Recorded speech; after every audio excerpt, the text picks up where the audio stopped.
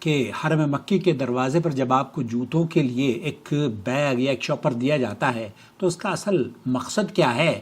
کیا اس کا مطلب یہ ہے کہ آپ جوتے پہن کر اس میں داخل ہو جائیں یا جوتے رکھیں؟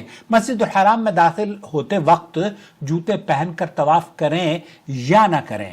یا بھائی صاحب یہ کہہ رہے ہیں کہ آپ پہلے ان کا سوال سن لیجئے پھر اس کے بعد اس پر تبصرہ کریں گے۔ وعلیکم السلام ورحمۃ اللہ وبرکاتہ۔ پریشان ہوں، میں ابھی حج پر گیا تھا ہاں، اور اللہ نے مجھے نصیب کیا حج، لیکن وہاں دیکھ کے مجھے بڑی پریشانی ہوئی کہ گیٹ کے پر جوتوں کے لیے شاپر دیا جاتا ہے، اور پاکستان نے بھی اپنے حاجیوں کو کپڑے کا شاپر دیا تھا کہ بھئی کپڑوں میں جوتی ڈال کے آپ حرم میں جائیں گے۔ لیکن میں حیران پریشان ہو گیا وہاں دیکھ کے کہ وہ گیٹ میں بھی جوتی شاپر دے رہے ہیں، لیکن وہ اس سے کہہ نہیں رہے کہ بھئی آپ حرم میں جوتے نہیں لا جاؤ۔ وہ بھائی آپ کو شاپر دیا گیا ہے، آپ کو کس کس بات کا وہ کہیں گے؟ شاپر کیوں دیا؟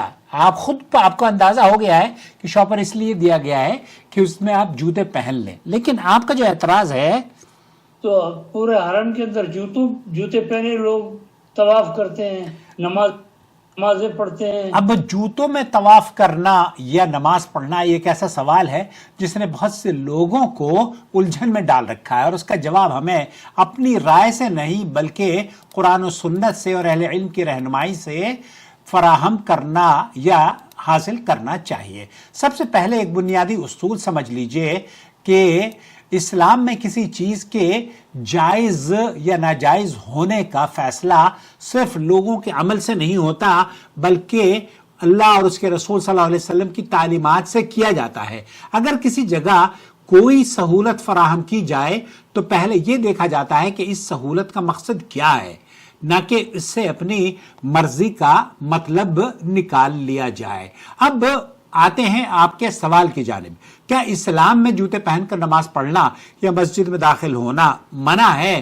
اس بارے میں صحیح حدیث اللہ کے رسول صلی اللہ علیہ وسلم کی موجود ہے، اذا جاء احدکم الی المسجد فلینظر، جب تم میں سے کوئی مسجد آئے تو اپنے جوتوں کو دیکھ لے، اگر ان میں گندگی یا نجاست ہو تو اسے صاف کر لے، پھر انہی جوتوں میں نماز پڑھ لے۔ سنن ابو داؤد کی یہ حدیث ہے، علامہ البانی رحمۃ اللہ علیہ نے اسے صحیح قرار دیا ہے۔ ایک دوسری روایت، خالف الیہود فإنہم لا یصلون فی نعالہم ولا خفافہم، یہود کی مخالفت کرو کیونکہ وہ اپنے جوتوں اور موزوں میں نماز نہیں پڑھتے۔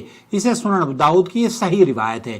ان احادیث سے ہمیں علم ہوتا ہے کہ اصل شریعت میں اگر کوئی شخص جوتے اس کے پاک ہوں تو ان میں نماز پڑھنا بالکل جائز ہے۔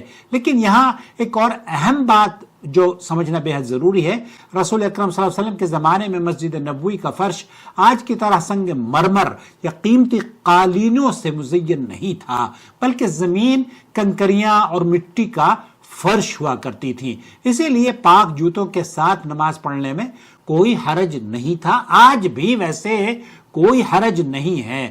اب مسجد الحرام میں لاکھوں افراد جاتے ہیں تو ہمیں احتیاط کر رکھنی چاہیے کہ ہم ایسے جوتے نہ پہن کر جائیں جن میں گندگی لگی ہو، اور اللہ کے رسول صلی اللہ علیہ وسلم نے بھی ایک حدیث میں آتا ہے کہ آپ علیہ الصلوۃ والسلام نے جوتی پہن کر نماز پڑھائی اور پھر جوتی اتار دی، تو صحابہ یہ دیکھ رہے تھے۔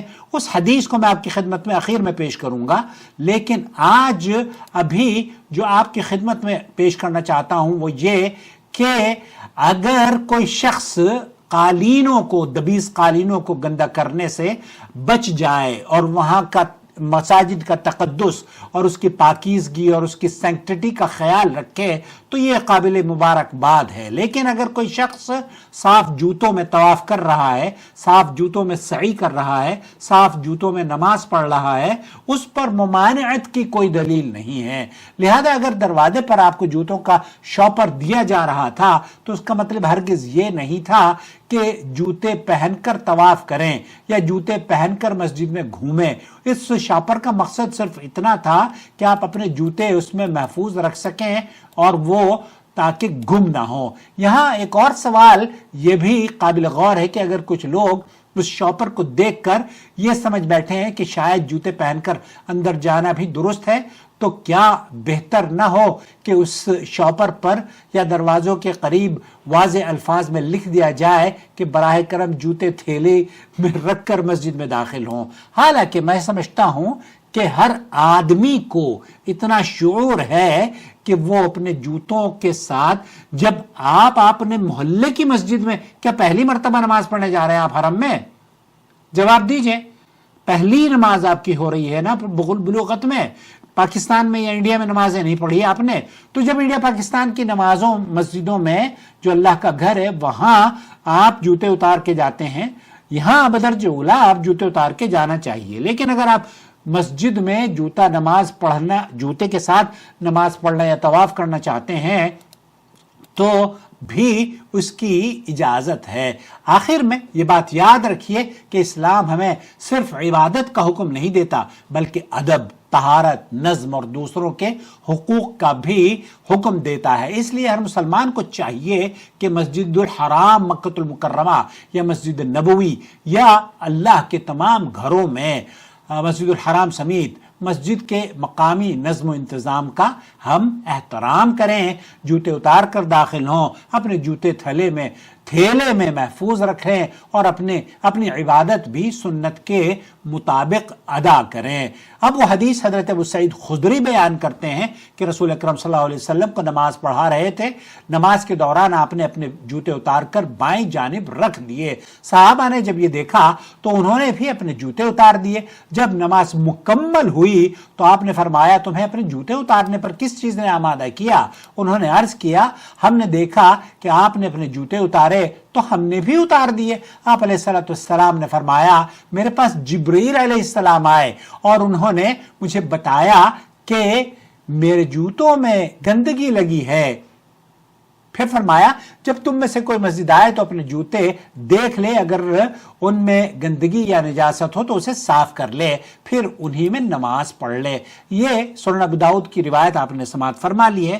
یہاں اس سے یہ پتہ چلتا ہے کہ نبی کریم صلی اللہ علیہ وسلم کے جوتے میں گندگی لگی تھی اور آپ علیہ السلام کو جو لوگ یہ سمجھتے ہیں کہ عالم الغیب ہیں، سب چیزوں کا آپ کو علم ہے، آپ کے جوتے میں گندگی لگی تھی، آپ کو اس کا علم نہیں تھا. جبرائیل علیہ السلام نے آ کر وحی کے ذریعے اطلاع دی کہ آپ کے جوتے میں گندگی لگی ہے، جس سے یہ پتہ چلتا ہے کہ یہ دعویٰ جو لوگ کرتے ہیں کہ اللہ کے رسول صلی اللہ علیہ وسلم عالم الغیب ہیں، کن فیکون، سب کا علم ہے، یہ بات درست نہیں ہے. بلکہ درست عقیدہ یہ ہے جو وحی کے ذریعے آپ کو بتایا جاتا ہے اس کا آپ کو علم ہوتا ہے، اور جو علم غیب ہے بہت سارے ایسے واقعات ہیں جو نبی کریم صلی اللہ علیہ وسلم کو نہیں علم تھا. تو خیر موضوع کی طرف آتے ہیں کہ آپ مسجد الحرام میں داخل ہوتے ہیں، پہلا پیر داخل کریں، بسم اللہ اللہم افتح لی ابواب رحمتک، ہر مسجد کی طرح سے اس مسجد میں بھی یہی کریں. لیکن جیسے آپ اپنی مسجد میں جا کے جوتوں سمیت نماز نہیں پڑھتے، یہاں بھی نہ پڑھیں نا. یہاں آپ کی مسجد میں کتنے بار آپ کو ٹوکتے ہیں، تو جب یہاں پر آپ داخل ہو رہے ہیں اگر آپ کو ٹوکا جائے گا نا تو آپ یہ کہیں گے کہ مسجد الحرام میں کیوں ٹوکا جاتا ہے؟ نبی کریم صلی اللہ علیہ وسلم نے تو فرمایا کہ جوتوں میں نماز ہوگی.